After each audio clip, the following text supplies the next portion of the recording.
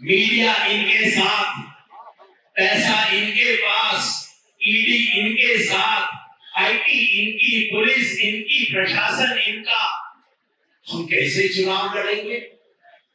Election commission भी इनके साथ खड़ा है, सुप्रीम कोर्ट चुप बैठा हुआ है। इंडिया गठबंधन कैसे चुनाव लड़ेगा? बीजेपी का मुकाबला कैसे करेगा? इसका जवाब भी जनता ने दे दिया, और वो ये कि इस वक्त इस देश में भारतीय जनता पार्टी का मुकाबला सिर्फ इंडिया गठबंधन की पार्टियों से नहीं हो रहा। भारतीय जनता पार्टी का मुकाबला करने के लिए इंडिया की जनता खड़ी हो गई है, पब्लिक खड़ी हो गई है। आज पब्लिक चुनाव लड़ रही है। इन सबका हिसाब होगा। चुनाव आयोग का भी एक दिन हिसाब होगा, सुप्रीम कोर्ट का भी हिसाब होगा, इस देश की तमाम संस्थाओं का एक दिन हिसाब होगा। याद रखिए, जैसे एक कवि ने कहा है, सब याद रखा जाएगा, सब याद रखा जाएगा, और एक दिन इन सबको हिंदुस्तान की पब्लिक हिसाब करेगी।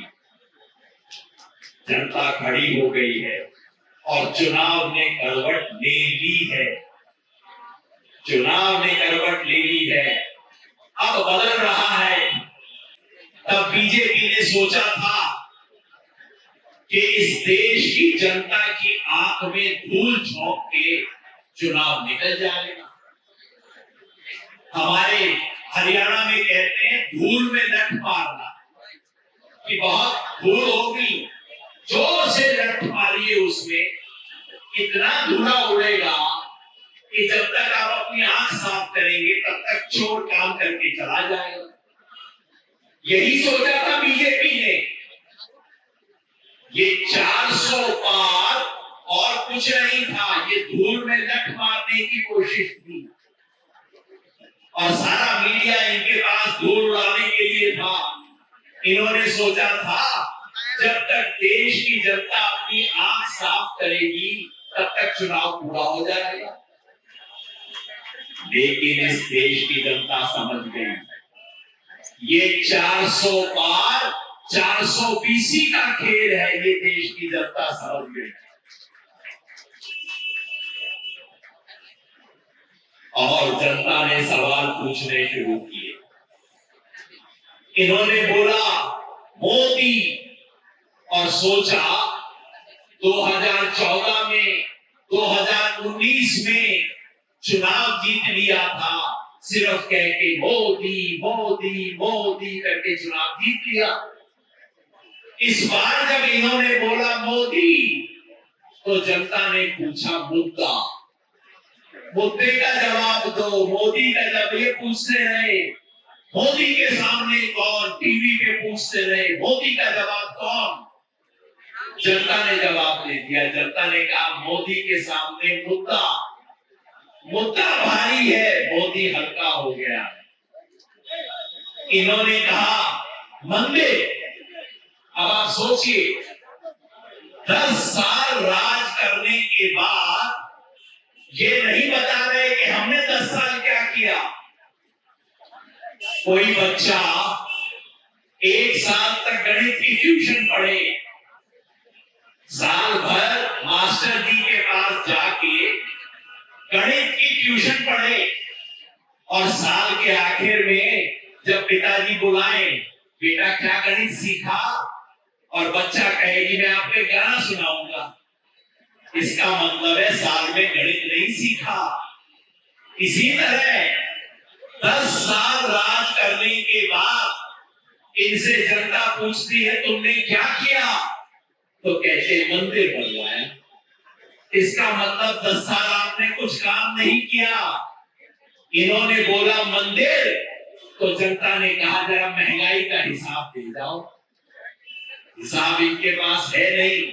उन्होंने बुलडोजर की कहानियां बनाई, बुलडोजर चलाएंगे, बुलडोजर चलाएंगे।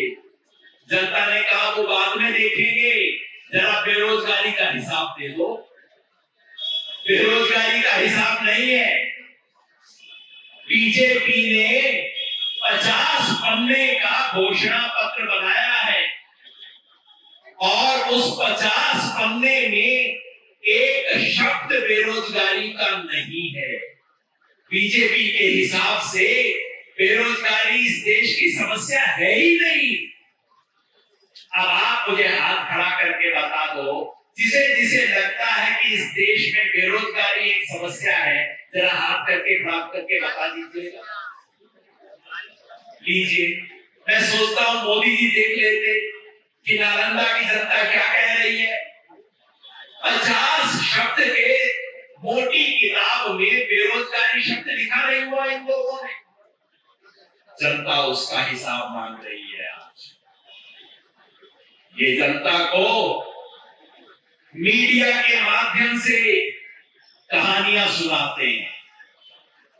आज जनता को मोदानी का सच पता लग गया है। जनता को पता लग गया है, गांव-गांव में, घर-घर में लोग गोदी मीडिया की खबर ले रहे हैं। अरे तुम तो गोदी में बैठे हो, कभी तो सच बोला करो। इन्होंने मनी का डर दिखाया, बहुत पैसा है इनके पास। जब इन्होंने मनी का सच दिखाया, जब मनी का डर दिखाया, तो देश की जनता ने मणिपुर का सच इनसे पूछ लिया। मोदी जी, इस देश का एक हिस्सा जल रहा है, गृह युद्ध हो रहा है मणिपुर में। AK-47 लेके लोग एक दूसरे पे हमला कर रहे हैं। मोदी जी, आपके पास पता नहीं दुनिया में कहां कहां जाने का टाइम मिल जाता है, एक बार मणिपुर भी होके आ जाते, क्यों नहीं गए। आज जनता सवाल पूछ रही है, और जब जनता ने सवाल पूछने शुरू किए हैं, तो भारतीय जनता पार्टी के पास, मोदी जी के पास कोई जवाब नहीं है। और आपने देखा होगा पिछले 5-7 दिन से बेचारे को क्या